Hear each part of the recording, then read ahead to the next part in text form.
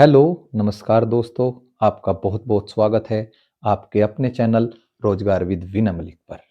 और जैसा मैंने आपसे वादा किया था कि हम जो है जल्द ही रीजनिंग, हिंदी, ओवरऑल सभी सब्जेक्ट पर वीडियो लेकर के आएंगे। तो मैं ये पहली वीडियो लेकर के आ गया हूँ जिसमें आपका सब्जेक्ट है रीजनिंग। और रीजनिंग में हम टॉपिक कवर करेंगे कोडिंग, डिकोडिंग। यानी कोडिंग डिकोडिंग से आपको एग्जाम में कम से कम 2 से 3 क्वेश्चन देखने को मिल सकते हैं, जो बहुत ही आसान चैप्टर है।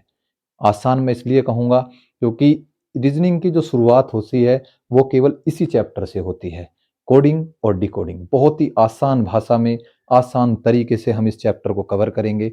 सबसे पहले मैं आपको बताऊंगा कि कोडिंग डिकोडिंग कैसे होती है। फिर मैं आपके सामने सबसे इम्पोर्टेंट क्वेश्चन, बहुत महत्वपूर्ण सवाल मैं लेकर के आऊँगा और वे क्वेश्चन हम हल करेंगे। वीडियो के साथ-साथ आपको सभी को वे क्वेश्चन ज़रूर करने चाहिए और उनके नोट्स बनाने चाहिए। तो ठीक है, आइए दोस्तों शुरू करते हैं कोडिंग डिकोडिंग। तो चलिए दोस्तों स्टार्ट करते हैं हम अपना आज का लेक्चर कोडिंग डिकोडिंग।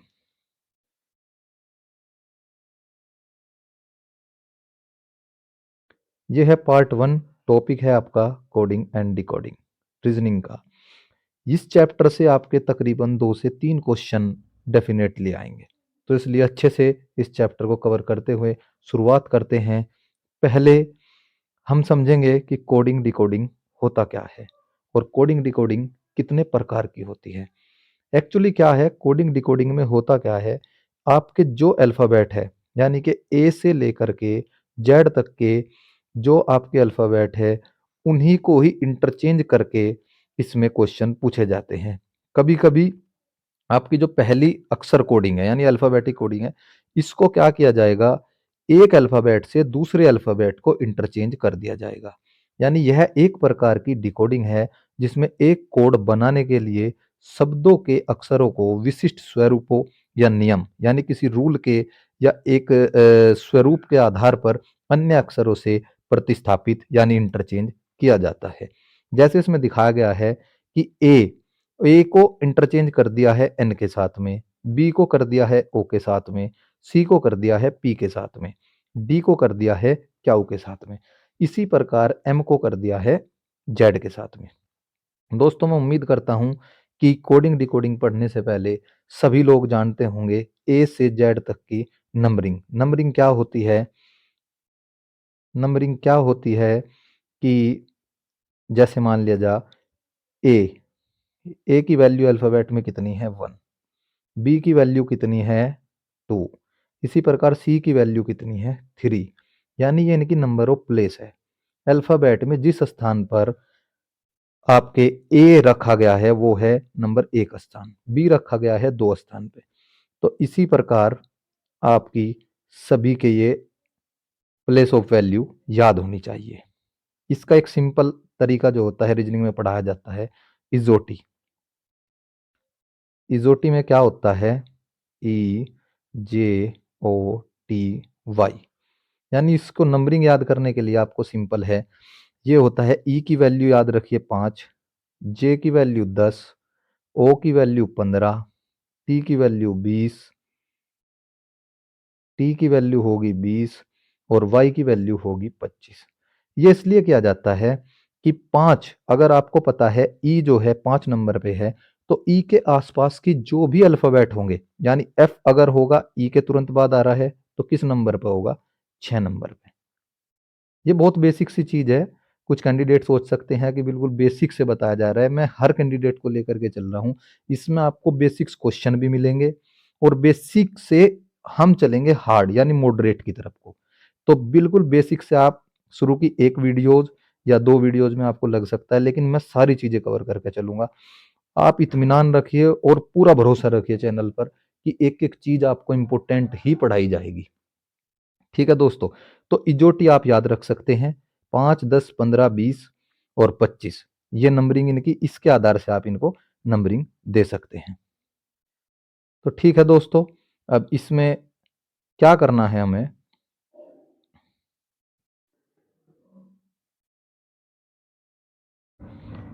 जैसे इन्होंने इसको इंटरचेंज कर दिया तो हेलो इन्होंने पूछा है कि ये जो कोड है आपका हेलो।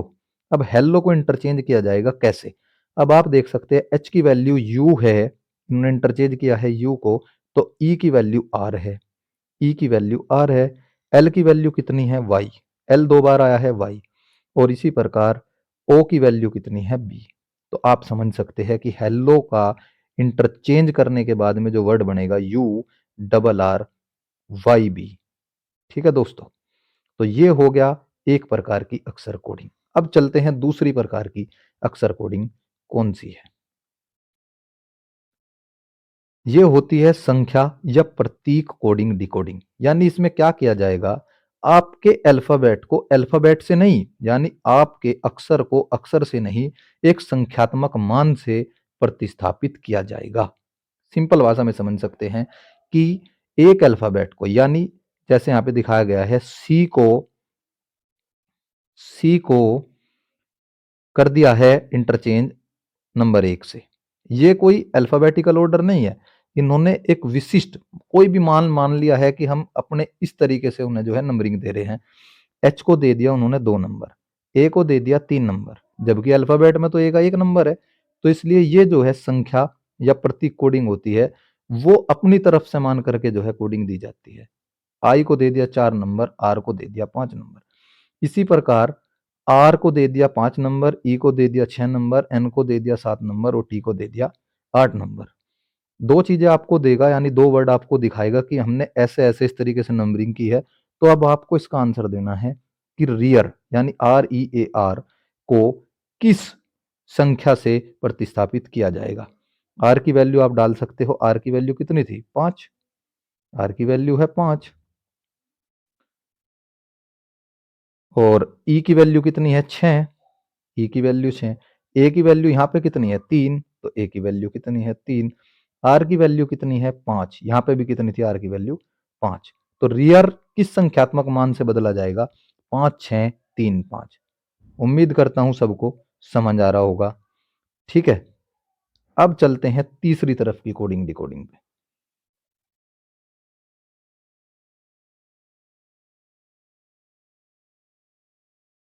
ये देखिए दोस्तों, सबसे ज्यादा पूछे जाने वाला सवाल, तकरीबन 2013 15 फिर 18 फिर ये जो 19 वाली जो भी वैकेंसी आई है, हर किसी में इस तरीके का सवाल पूछा ही जाता है।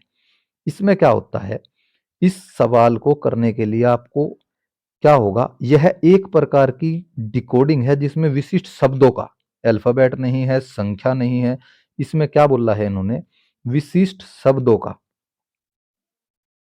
यानी क्या बोल सकते हैं, विशिष्ट शब्दों का प्रतिस्थापित नाम दिए जाते हैं, यानी शब्द को शब्द से ही प्रतिस्थापित किया जाएगा। तीसरी प्रकार की कोडिंग है। सबसे पहली में था ए को बी के साथ बदला जा सकता है, दूसरी में था ए को एक नंबर दिया जा सकता है, तीसरी में आप पढ़ रहे हैं कि कोई शब्द, किसी शब्द को दूसरे शब्द के साथ प्रतिस्थापित किया जाएगा। अब उदाहरण के लिए जैसे क्या कहा है, यदि डेस्क, डेस्क को कुर्सी कहा जाए, कुर्सी को ब्लैक बोर्ड कहा जाए और ब्लैक बोर्ड को डस्टर कहा जाए, तो डस्टर को और डस्टर को चौक कहा जाता है। इन्होंने बोला है कि डस्टर को चौक कहा जाता है, तो आप कक्षा में कहाँ बैठते हैं। ऐसे क्वेश्चन करने के लिए आपको सबसे पहले क्या करना है, जो लास्ट में क्वेश्चन पूछा है उसका आंसर, जो एक जेन्युइन आंसर होता है वो आंसर अपने दिमाग में देना। तो आप कक्षा में कहाँ बैठते हो, कक्षा में बैठते हैं हम कुर्सी पे। भाई अगर आप पूछे तो कुर्सी पे बैठते हो ना वहां पे। ठीक है, अब आपको क्वेश्चन के अंदर देखना है कुर्सी को क्या कोड दिया गया है। आप ये देख सकते हैं कुर्सी को कोड क्या दिया गया, कुर्सी पकड़ना आपको जाके, दो जगह कुर्सी है, डेस्क को कुर्सी नहीं, कुर्सी को ब्लैक बोर्ड, यानी हम समझ सकते हैं कि हमारा जो आंसर होगा वो आंसर होगा ब्लैक बोर्ड। यानी आप कहाँ बैठते हैं, ब्लैक बोर्ड पर। उम्मीद करता हूं सबको समझ आ रहा होगा सही से। क्या कहा गया है, इसने पूछा आप कहाँ बैठते हो, कुर्सी पर, और कुर्सी को कोड क्या दिया गया, ब्लैक बोर्ड, इसलिए आंसर क्या होगा, ब्लैक। ठीक है, तो मैंने 3 तरीके से आपको एग्जाम्पल सहित तीनों कोडिंग बता दी है, और कुछ हम क्वेश्चन करेंगे, कुछ तरीके की एक दो प्रकार की जो एक्सेप्शनल कोडिंग के क्वेश्चन होते हैं वो वहीं पे ही हम समझ कर चलेंगे। तो शुरू करते हैं आज का पहला सवाल।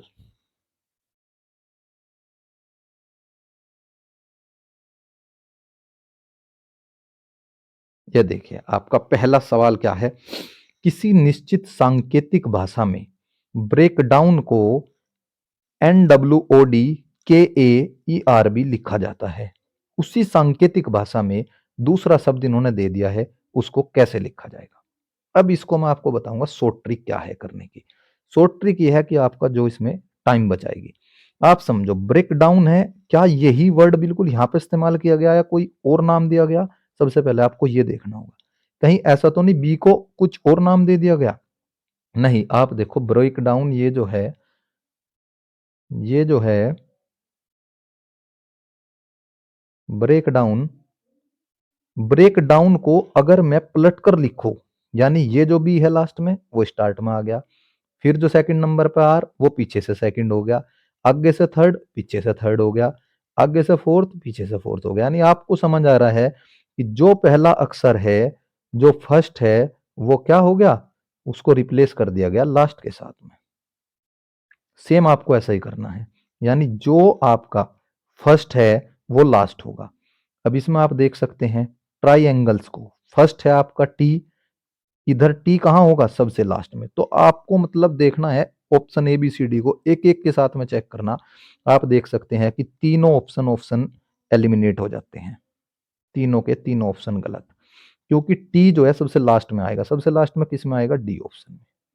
ठीक है, अगर इस तरीके से अगर उसने दे रखा है पांचवा जो है विकल्प दे रखा है कि इनमें से कोई नहीं, फिर आपको चेक करना है, अदरवाइज आपको पूरा का पूरा आंसर चेक करने की जरूरत नहीं है। ठीक है, अदरवाइज आप चेक करके देख सकते हो, टी यहाँ पे आ जाएगा, आर उसके बाद आ जाएगा, आई फिर आ जाएगा, ए आ जाएगा, एन आ जाएगा, GLES, यानी आपका क्या आंसर हो गया, डी ऑप्शन सही हो गया। तो ठीक है दोस्तों, अब चलते हैं हम अपने दूसरे क्वेश्चन की तरफ। दूसरा क्वेश्चन देखिए, बहुत इंपॉर्टेंट क्वेश्चन, थोड़ा सा लेवल अप जो है अप की तरफ को चलेगा। ये क्वेश्चन भी बहुत इंपॉर्टेंट है, ये समझ लीजिए जो क्लास आप अभी कर रहे हो, तो इससे आपकी कोडिंग डिकोडिंग लगभग लगभग 90% कवर हो जाएगी। इसमें लिखा गया है कि हु आर यू को कोड दिया गया है 432 और दे इज यू को कोड दिया गया है 485 तथा दे आर डेंजरस को कोड दिया गया है 295। तो उसी भाषा में डेंजरस को क्या, डेंजरस को किस प्रकार लिखा जाएगा। ये जो मैंने जो है हिंट दे रखा है यहाँ पे, ये हिंट जो है ये आपको खुद से पेपर में बनाना है, ये आपको मिलेगा नहीं, केवल क्वेश्चन आपको ऐसे मिलेगा। तो आपको इन्हें किस तरीके से लिखना है, ऐसे लिखना है। क्या करेंगे आप, सबसे पहले आपने लिख लिया, ठीक है, हु आर यू के जस्ट सामने क्या है 432, ऐसे लिख लिया। फिर लिखा आपने दे इज यू, इसके बाद लिखा 485 और फिर इसके बाद लिखा आपने दे आर डेंजरस और इसके बाद लिखा 295। अब आपको आपके पास है तीन रोज, यानी एक ऊपर वाली, फिर सेकंड और फिर थर्ड, इनको कंपैरिजन करना है आपस में। क्या करोगे, फर्स्ट के साथ पहले सेकंड करोगे, जब सेकंड कर लोगे फिर फर्स्ट के साथ थर्ड करोगे, जब थर्ड भी हो जाएगी फिर फर्स्ट की साथ में सेकंड की साथ में जो है थर्ड करोगे। ठीक है, मैं बताता हूं कैसा करना है। चलिए, आपने देखा कि हु आर यू, इसका कोड दिया गया 432, इसको कंपैरिजन करो सेकंड के साथ। इन दोनों में क्या चीज कॉमन लग रही, हु बीच वाले में है नहीं, आर इस बीच वाले में है नहीं, लेकिन यू तो दोनों में है। आप इस यू को कट कर दीजिए, यू को कट कर दीजिए, इसके सामने इन दोनों में क्या चीज कॉमन है, फोर, फोर को कट कर दीजिए। अब आप समझ गए कि यू की जो वैल्यू है, यू की जो वैल्यू है वो कितनी आई है, फोर। ठीक है, इसके बाद में आपने देखा कोई और कॉमन है नहीं। अब आप कीजिए फर्स्ट वाले के साथ में लास्ट वाला कंपैरिजन।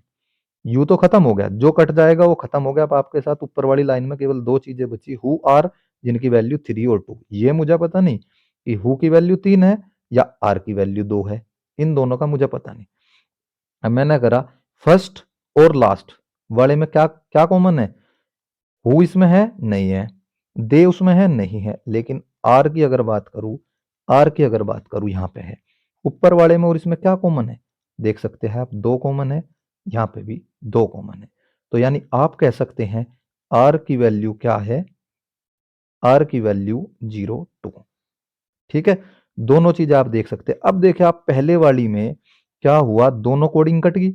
अब हु की अगर वैल्यू की मैं बात करूं तो कितनी आ गई, 3, यानी हु की वैल्यू आ गई 3। ठीक है, इसके बाद में आपके सामने दो चीजें बच गई।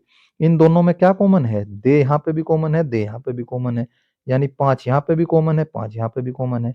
तो आप कह सकते हो दे की वैल्यू कितनी आई, 5। ये सारा काम आपको वहीं पेपर पर करना है।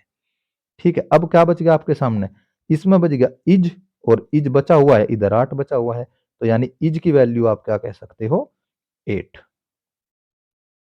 ठीक है, इज की वैल्यू आ गई 8। ये सारी चीजें आप लिख लोगे। इधर बच गया डेंजरस, और डेंजरस की वैल्यू कितनी आ गई, 9। जो आपसे पूछा गया था लास्ट में, क्या पूछा गया था कि डेंजरस की वैल्यू क्या है, डेंजरस की वैल्यू क्या है, 9, यानी आपका आंसर बी सही हो जाएगा। अब आप सोचेंगे कि ये तो इसमें बहुत ज्यादा टाइम लग गया क्वेश्चन में, लेकिन एक्चुअली अगर इस तरीके का क्वेश्चन आएगा तो वो आपसे एक ही सवाल के अंदर 2 या 3 क्वेश्चन छिपे होंगे। पहले में आपसे पूछ लिया डेंजरस की वैल्यू क्या है, दूसरे में आपसे पूछ लेगा कि यू की वैल्यू क्या है, 04। हो सकता है तीसरा क्वेश्चन पूछे कि आर की वैल्यू क्या है, 02। तो उम्मीद करता हूँ आप सभी को बहुत अच्छे से समझ आया होगा। अगर किसी को नहीं समझ आ रहा तो दोबारा वीडियो एक बार फिर से आप जो है रिमाइंड करके देख सकते हैं। आपको बहुत अच्छे से समझ आ जाएगा। एक बार ये समझ आ गया तो आप इसमें गलती नहीं करेंगे। अब चलते हैं हम अगले क्वेश्चन की तरफ।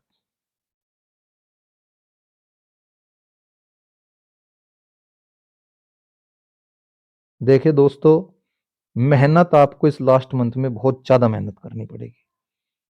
ये जो है तय करेगा आपका सिलेक्शन।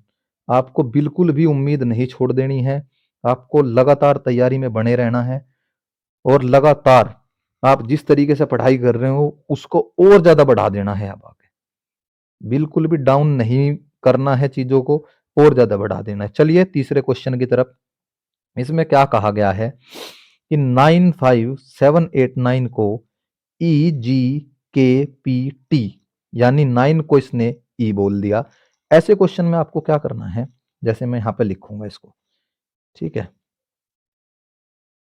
इसको आपको वहां से मैचिंग नहीं करनी, इसको आपको यहां पे लिख लेना है 95789। इसको क्या कोडिंग दे दी इसने, ई जी के पी और टी। ठीक है, और फिर बोला इसने 2436 को बोला है ए एल यू आर, यानी मैं यहां पे लिख सकता हूं 2436 को क्या बोला है, ए एल यू आर। अब इसने पूछा है, तब आपको ये बताना है 24539 की वैल्यू, यानी 39 से क्या कूट भाषा में इसको किस प्रकार लिखेंगे, यानी संख्यात्मक मान है, इसको अगर आप अल्फाबेटिकल नाम देंगे तो क्या देंगे, 24539। ये आपका है क्वेश्चन। तो इसको किस तरीके से करेंगे मैं आपको बताऊं। आप एक चीज समझ सकते हैं, ये देखिए इसने क्या बोला है, टू। टू इसने किसको बोला, ए को, यानी टू की वैल्यू कितनी है, ए। यानी मैं कह सकता हूं इसको, दूसरे पेन का इस्तेमाल कर लेते हैं। टू की वैल्यू आप लिखेंगे ए। ठीक है, मैं यहां पे लिख देता हूं, टू को आपने लिख दिया ए, और इसके बाद में फोर, फोर की वैल्यू आपकी है एल, यानी यहां पे बना देंगे आप एल। और इसके बाद में आपकी फाइव की वैल्यू, फाइव की वैल्यू है आपकी जी, और थ्री, यानी थ्री की वैल्यू है आपकी यू, और नाइन, नाइन की वैल्यू है आपकी टी। यानी आपका जो वर्ड तैयार होगा A L G U T, यानी ऑप्शन ए सही है। ठीक है दोस्तों, एक बार फिर मैं आपको बता देता हूं, जिस तरीके से हर एक नंबर को एक अल्फाबेटिकल कोड दिया गया है, वही आपसे पूछा गया है कि 24539 को किस अल्फाबेट से कोड किया जाएगा। इन्हीं में से ही आपको चुनना है, दोनों में से देखना है कि जहां जैसे आपने टू देखना, टू आपने देखा कि यहाँ पे है, टू की वैल्यू कितनी है ए, आपने लिख दिया ए। इसके बाद में फोर, फोर कहाँ है, यहीं पे ही है, फोर की वैल्यू कितनी है एल, ठीक है आपने लिख दिया। फाइव कहाँ है, यहाँ, फाइव की वैल्यू क्या है जी, वो आपने यहाँ से लिख दिया। और थ्री की वैल्यू, थ्री की वैल्यू है यू, आपने यहाँ पे यू लिख दिया। नाइन की वैल्यू है टी। ठीक है दोस्तों, तो आपका वर्ड क्या बना, ALGUT। तो चलिए अब चलते हैं हम अपने अगले क्वेश्चन की तरफ।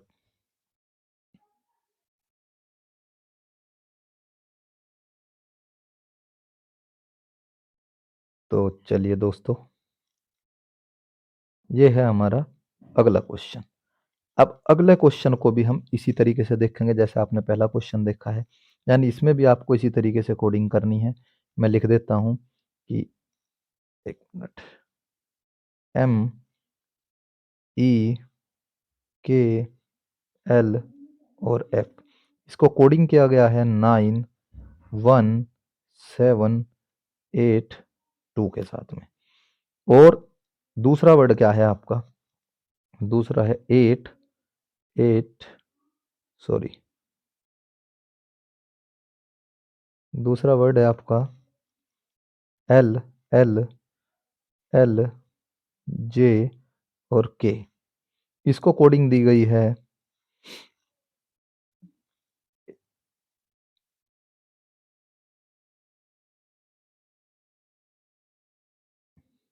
एक second, eight, eight, eight, six, seven. ठीक है, ये आपको कोडिंग दी गई है। इसमें आपको क्या करना है, अब क्या पूछा है आपसे कि IGHED का कोड क्या होगा। अब आप एक बात ध्यान में देखो, कहीं भी आपको लग रहा है इसमें आई और ई का तो यहाँ पे जो है जिक्र किया गया है, लेकिन आई आपकी कहीं भी पूरी की पूरी कोडिंग में नहीं है। ये आप वर्ड देख सकते हैं, आई इसमें कहीं भी नहीं है। यानी आप ये समझ सकते हैं ये जो नंबरिंग दी गई है वो नंबरिंग डायरेक्ट नंबरिंग नहीं दी गई है। तो कहीं ना कहीं इनका आपस में संबंध है। वो कैसे देखेंगे आप, देखो एम की वैल्यू कितनी होती है 13। ये थोड़ा सा अलग तरीके का क्वेश्चन है जो मैंने इसमें लिया है, यानी इसमें हर तरीके के क्वेश्चन में कवर करने की कोशिश कर रहा हूँ। जैसे आपने पहले किया वो डायरेक्ट क्वेश्चन था, यानी डायरेक्ट क्वेश्चन बन सकता है, लेकिन यहाँ थोड़ा सा अटका क्वेश्चन है। एम की वैल्यू होती है आपकी 13, ई की वैल्यू होती है 5, के की होती है 11। अगर इस तरीके से आपको ना मिला तो फिर आपको ये करना है, एल की होती है 12 और एफ की होती है 6। लेकिन इनको नंबर क्या दिए गए, 13 में से अगर मैं 4 माइनस करूं, यानी -4 किया गया है, तो 9 आया आपका। क्या आया आपका, 9 आया, आप देख सकते हैं। इसमें से अगर मैं माइनस करूं, 5 में से फिर मैं 4 माइनस करूं तो कितनी वैल्यू आई, 1। 11 में से मैं फिर -4 करूं तो वैल्यू आई 7। 12 में से फिर -4 करूं, वैल्यू आई 8। और 6 में से फिर -4 करूं तो वैल्यू आई 2। यानी आपकी समझ में आया है कि ये जो कोडिंग दी गई है वो पक्का -4 की दी गई है। लेकिन इसको वेरीफाई करने के लिए इसने फिर एक दूसरा कोड दिया। एल की वैल्यू कितनी बताई, 12, यानी एल की वैल्यू 12, 12 में से अगर मैं 4 माइनस करूं 8, अगले फिर 12 में से 4 माइनस करूं 8, ठीक है, अगले फिर 12 में से -4 करूं तो फिर आ गया 8। इसी प्रकार जे की वैल्यू होती है 10। अब मैं अगर 10 में से 4 माइनस करूं तो 6, 11 में से 7 माइनस करूं तो 11 में से सॉरी 4 माइनस करूं तो 7। यानी आप समझ सकते हैं -4 की सीरीज चल रही है। ठीक है, अब जो आपका क्वेश्चन है, क्वेश्चन आपका क्या है, क्वेश्चन आपसे पूछा गया है IGHED, ठीक है, आई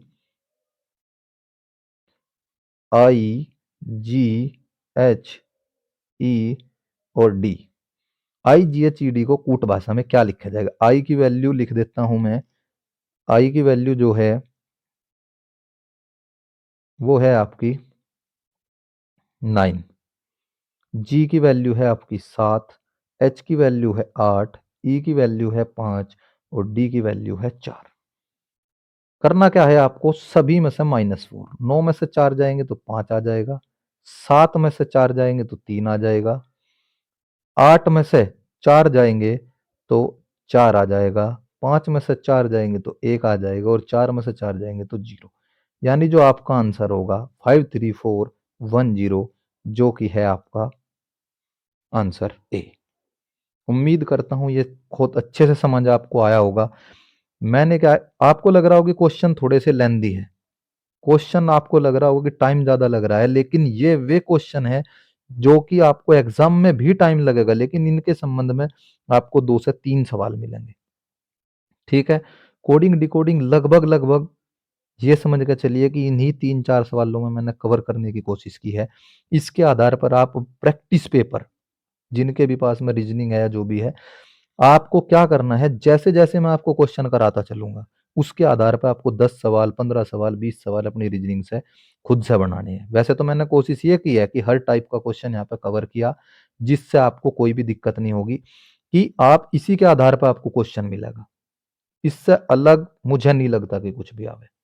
बहुत ही ज्यादा एडवांस पेपर अगर तैयार होगा तो कुछ आ सकता है, लेकिन ऐसा जो है भर्ती बोर्ड करेगा नहीं, क्योंकि आपसे जो अपेक्षा की जाती है वो कांस्टेबल लेवल की है, क्योंकि ये कोई यूपीएसआई लेवल का एग्जाम नहीं है। तो मैं उम्मीद करता हूँ कि कुल मिला के जो है फिलहाल जो मैंने ये क्वेश्चन आपके सामने लिए हैं आपको अच्छे से समझ आए होंगे। और प्लीज इस वीडियो को देखने के बाद मुझे कमेंट में जरूर बताइए कहाँ कहाँ, क्योंकि देखिए ये जो है मेरी शुरुआत है, आप लोगों के साथ मैं शुरुआत करने जा रहा हूँ, शुरुआत कर रहा हूँ, मुझसे गलतियां भी होगी। अभी मेरे पास जो है इक्विपमेंट भी पूरे नहीं है, धीरे धीरे मैं कोशिश करूंगा और ज़्यादा चीज़ें बेहतर करने की। तो कमेंट में मुझे सजेस्ट करें कि क्या चीज़ और बेहतर मैं कर सकता हूँ, क्या मुझे करना चाहिए। रही बात पढ़ने की, जो चीज़ें मैं आपको बता के चल रहा हूँ, जो टाइप्स मैं आपको कवर करने की कोशिश कर रहा हूँ, उसके आधार पर आपको तकरीबन 40 से 50, 20-30 सवाल तो कम से कम आप बुक से, यूट्यूब से, कहीं ना कहीं से, जहाँ से भी आपको डाटा मिले, आपको जरूर प्रैक्टिस में करने ही करने हैं। ठीक है दोस्तों, तो उम्मीद करता हूँ आज की वीडियो आपको सही लगी होगी। इसके बाद प्लीज़ सभी लोग जो है मुझे कमेंट में ज़रूर बताइएगा, सजेशन दीजिएगा कि और क्या इससे बेहतर मैं कर सकता हूँ। ठीक है, और वीडियो अच्छी लगे तो लाइक ज़रूर कीजिएगा, लाइक करने से मनोबल बनता है, और ज़्यादा अच्छी वीडियो कोशिश करने की करूँगा कि मैं लेकर के आऊँ। ठीक है, तो फिर मिलते हैं अगली वीडियो में दोस्तों। Okay, bye bye.